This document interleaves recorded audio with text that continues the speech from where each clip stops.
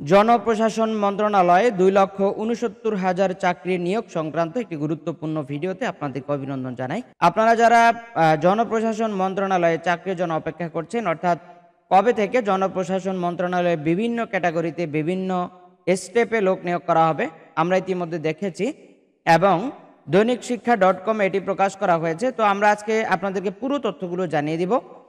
2,69,000 চাকরির আবেদন কী কী এবং কোন ক্যাটাগরিতে লোক নিয়োগ করা হবে, কবে এটার ফাইনালি সার্কুলার হবে, সব তথ্য থাকছে আমাদের এই পুরো ভিডিও জুড়ে। আর আপনাদেরকে বলবো, আপনারা যারা চাকরির প্রত্যাশী রয়েছেন আপনাদের জন্য হচ্ছে একটি বিরাট একটি সুসংবাদ হতে যাচ্ছে। তো আপনাদেরকে বলবো, এই ক্যাটাগরি ভিডিওগুলো আমরা প্রতিনিয়ত আমাদের চ্যানেল এবং ফেসবুক পেজে দিয়ে থাকি।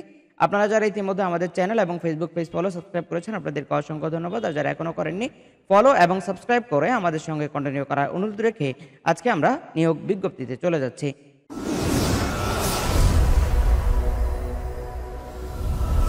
তো দর্শক, আমরা চলে এলাম আমাদের কম্পিউটার স্ক্রিন। আর এখানে দেখতে পাচ্ছি 2,69,000 খালি পদে দ্রুত নিয়োগ দিতে চায় সরকার।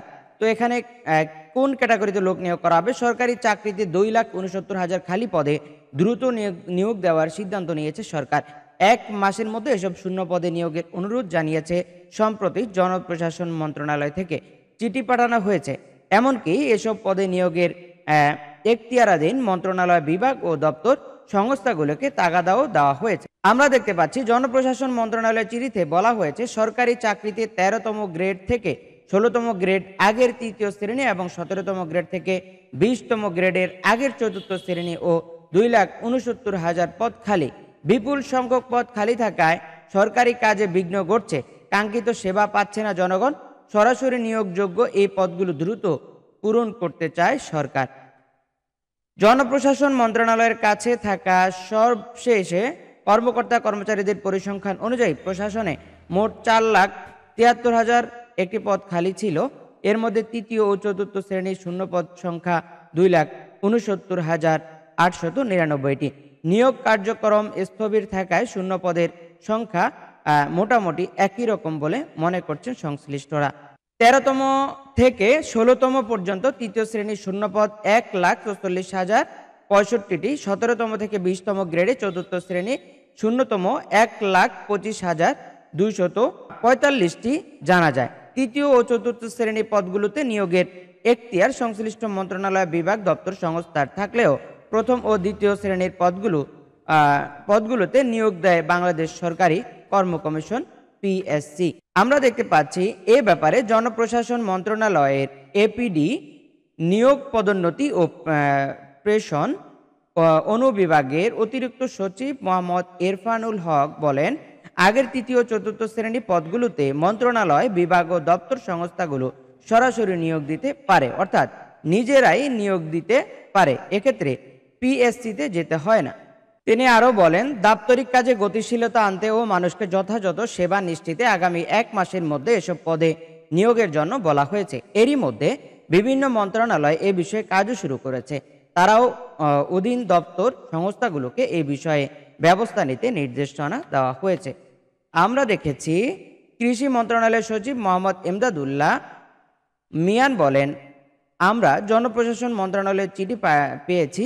আমরা আমাদের অধীন দপ্তর সংস্থাগুলোকে সরাসরি নিয়োগযোগ্য পদগুলোতে নিয়োগ দ্রুত শুরু করার নির্দেশনা দিয়েছি। কার্যক্রম শুরু হয়েছে ইতিমধ্যে।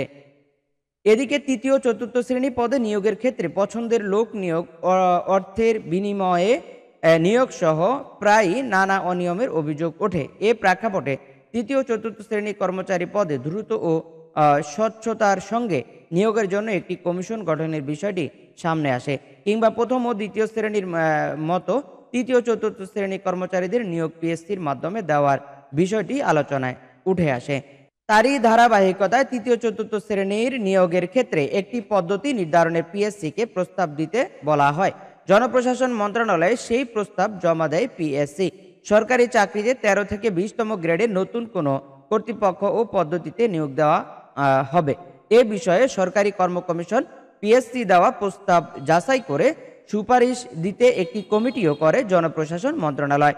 সেই কমিটি PSC-র মাধ্যমে 13 থেকে 20তম গ্রেডের কর্মচারীদের নিয়োগের সুপারিশ করে। তবে এই সুপারিশ বাস্তবায়নের বিষয়ে বর্তমান সরকারের কোনো পদক্ষেপ নেই বলে জানিয়েছেন সংশ্লিষ্ট কর্মকর্তারা।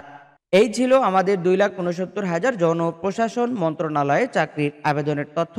তো আমরা কোন পদে কতজন লোক নিয়োগ করা হবে সব তথ্যগুলো আমাদের চ্যানেলে এবং ফেসবুক পেজে পার্ট বাই পার্ট আলোচনা করা হবে, এবং কোন মন্ত্রণালয়ে কতজন লোক নিয়োগ করা হবে এবং কোন খাতে কতজন লোক নিয়োগ করা হবে সবগুলো কিন্তু থাকবে আমাদের ভিডিওতে। তো সেজন্য আপনারা অবশ্যই আমাদের চ্যানেল এবং ফেসবুক পেজ ফলো সাবস্ক্রাইব করে আমাদের সঙ্গে থাকবেন।